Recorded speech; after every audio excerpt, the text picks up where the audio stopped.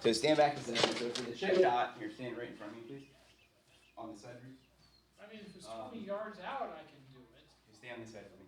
I know. I'm gonna show you it. So we're gonna go over the. I'm gonna explain to you how to do the chip first, then how to control your distance with your wedges, and then also how to control your trajectory. Because those are the things that you need to know. Those are like the basic. And you're recording it.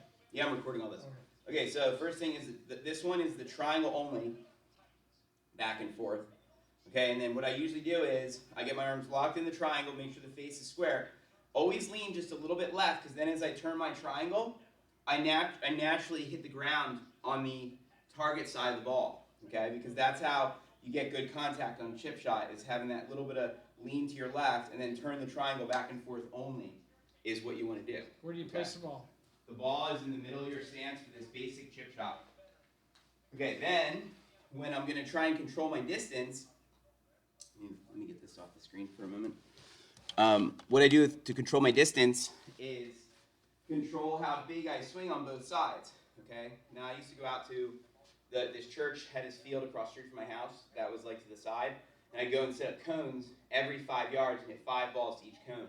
They have short game areas where you can walk off and drop balls as targets, but you have to practice hitting to a 10-yard target, a 20-yard target, a 30-yard target, 40, 50, 60, 70, 80, 90, and 100. 10-yard increments, right? Ideally, right? Now how to control that is this. When I go from just below waist high on both sides, by turning my triangle again, still the same, it goes about 10 yards is what's going to happen.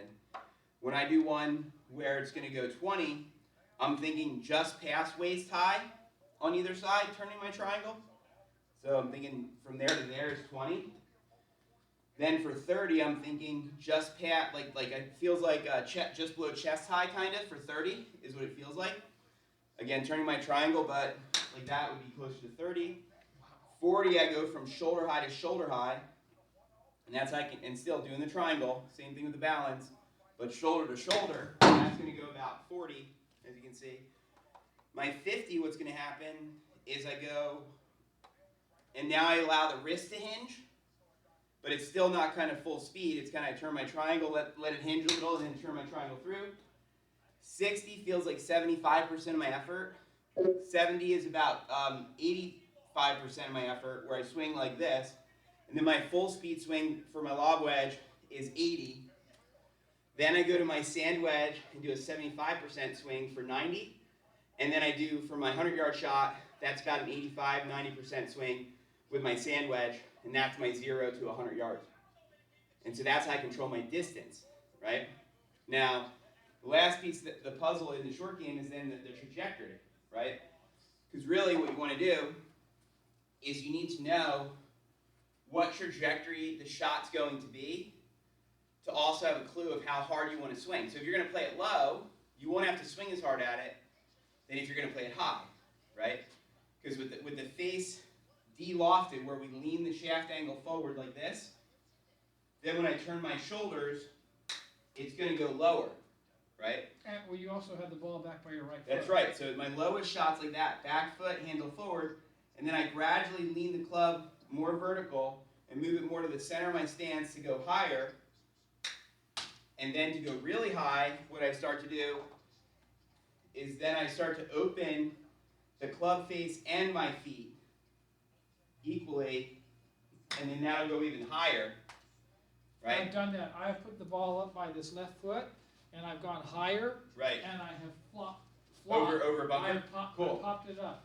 Now here's the deal. So the ideal Because way there was to, something to go over. right. And the last thing I would say is the ideal way to figure it out is first determine for the shot you have what trajectory you want, and then kind of think about how far it is, and decide based on the trajectory you're choosing how hard you think you'll have to swing. So it's very vivid for me where I look at the face of the club and I think to myself, okay, I want to go over this thing, so I'm going to open the face a little bit. And then let's say I want the arc to be that high, and then I look at the distance, and I think, okay, how hard do I have to swing with this trajectory to go to that target? And then that's how I'm able, it's very, like, I just react. Again, I don't even know really on that shot how far back I'm really taking it. So you're never When I do trajectory shots. You're never deciding, like in tennis, where there's a Mhm. top spin or slice. You're never